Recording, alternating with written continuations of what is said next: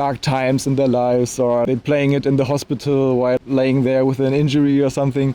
And I would really hope that people in like 200 years still like remember, for example. Hey everyone, Jan here today. Today I have with me Luca. If you enjoy this kind of content, please already before watching this video, give a like, subscribe and share this video. Let's get started. Luca, who are you?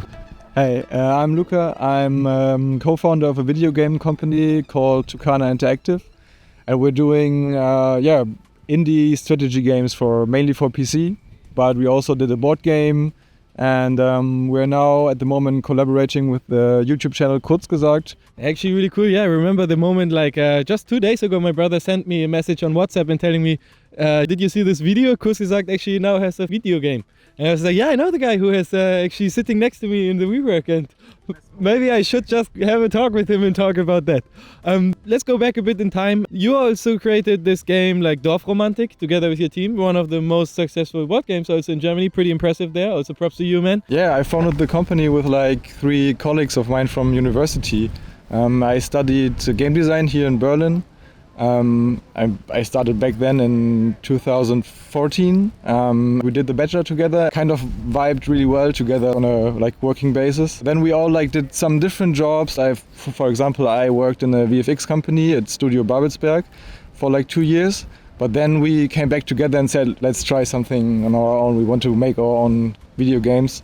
We were really sure that we were gonna do something good with it, and yeah. And you did. Yeah, apparently it worked out pretty well. So after 5 years now, we founded the company 2020.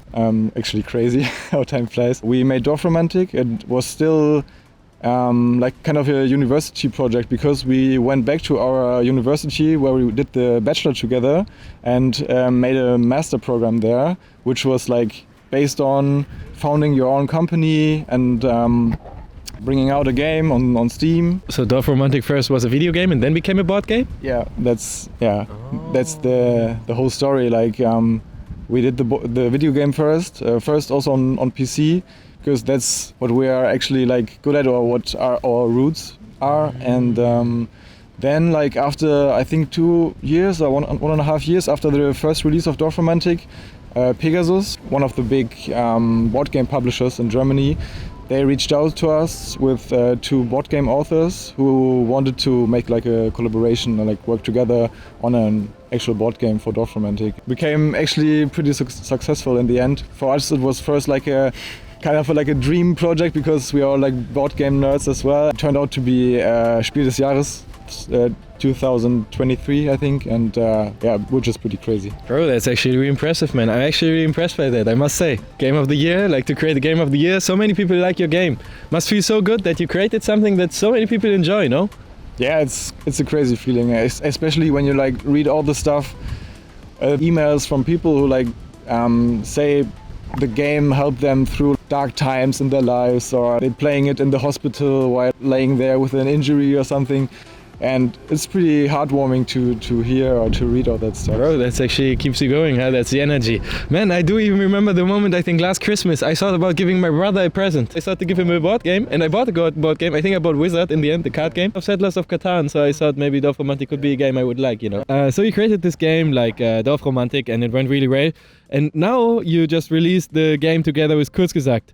How did it come? Actually, someone from Kurzgesagt approached us at the Gamescom. And they were really impressed. There were a lot of fans of Dorfromantik. They wanted to reach out to game companies at that time to do a collaboration on a video game, because the viewers of their channel also wanted the video comments in the comments section of their videos. Everyone screaming, yeah, do a video game, and they were maybe we should do it. And then they reached out to us. It was at first hand it was more about making a Dorfromantik DLC or something in the style of Kurzgesagt, but we wanted to do something else, because we were already developing Dorfromantik for 2.5 years, and we wanted to move on and do something new, get the creative juices flowing again and everything. So we said to them, let's work together, but let's create something new.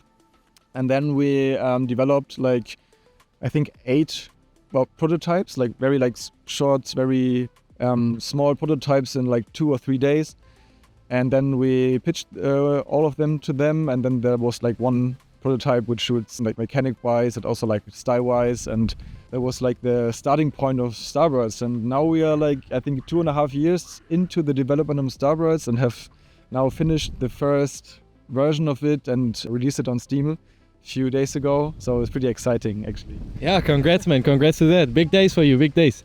And across all this kind of development and all this time, what was one of the scariest decisions that you have made and that maybe paid off really big? Actually, is the decision to collaborate on the second project with Kurzgesagt, because we had like a really like working well formula with Dorfromantik for our first game, and it went out really well. But we could have just like kept on just like doing games exactly like Dorfromantik, but we wanted to do something else, and we were really like confident in ourselves that we like could produce a second title that gets the attention that Dorfromantik did from the players. So a bit like stepping out of your comfort zone, trying something even more risky, and now getting rewarded for it. But I think it's always a big step to like, because the project went so much bigger just with the new partner at hand, because there are like so many people at Kurzgesagt involved in the game, and before it was just like 4 dudes like from university who knew each other really well and who knew that this is gonna work out when they work together. But like getting another company in, which is like 10 times bigger than your own company, is like a massive step. I think that was like a bold decision. What are your kind of key metrics to success to also keep sane? Yeah, I'm doing a lot of sports actually. Like I think it keeps your head like free from negative thoughts and like from getting overwhelmed and everything. So. And you also have a dog, no? So. Yeah, it keeps you sane or makes you insane? Sometimes, like, yeah, I would say most of the time it's really like grounding and very cool, but sometimes it can be very tough to be a dog dad as well. Yeah, especially in Berlin sometimes when like there's a lot of shit laying on the streets. What is maybe one of the best advices your parents have given to you and that has guided you as a founder also, and that you keep still up to date?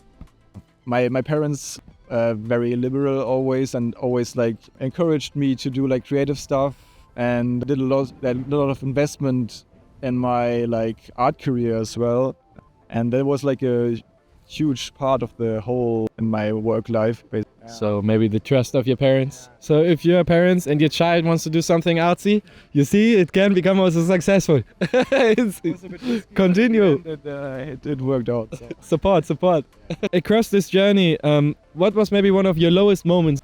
It was like, on the one hand, it was like one of the most successful periods of the company, like directly after releasing Dorfromantik. Crazy stuff going on, but on the other hand, I was completely overwhelmed. Like everyone just like reached out to us, and we were like really overwhelmed. That was crazy. And especially like always after like a big release, little hole that you fall into. After it, you're just exhausted, and that's like actually my phase right now, like the phase I had last week after the release of Starbirds. Was there like particular like a moment where you felt very lonely across this journey? I don't know. I have an awesome team. Like we are like really sticking together and like communicate every flaw, everything that comes up really still. Yeah, I mean, there are moments where you just sit there alone in the office. My responsibility is like the art direction of the game, like the graphics and the art style and everything. Dorfromantik, it was just like the 4 of us, and now with Starbirds, more overhead with like Kurzgesagt on the other side and everything. There are like a lot of moments where where before we would have like discussed like stuff, but now it turns out to be like more like everyone has an area and has like there are a lot of like little decisions that you have to, when there are just like a lot of tasks which doesn't like fulfill you like in a way.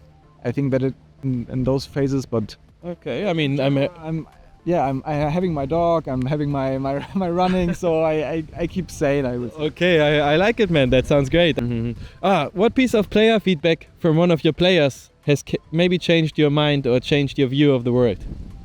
Of the world, all the people that like say that like, for example, Dorfromantik really helped them in dark times and like difficult times.